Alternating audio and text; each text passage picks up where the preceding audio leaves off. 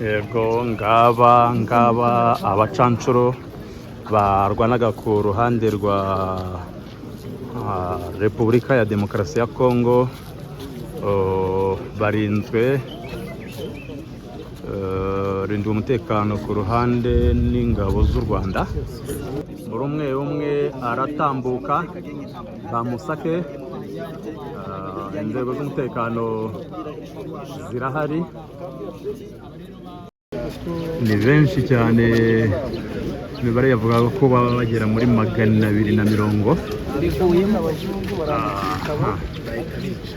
Bahise bicara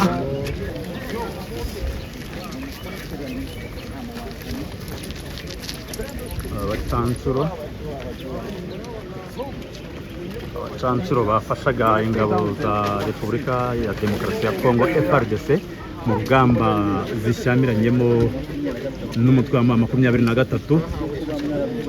Ijwi rya Amerika rero turakomeza tubagezeho iby'iyi nkuru.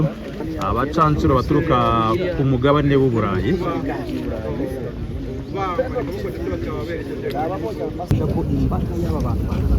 baraboneza mu biro by'abashinzwe abinjira n'abasohoka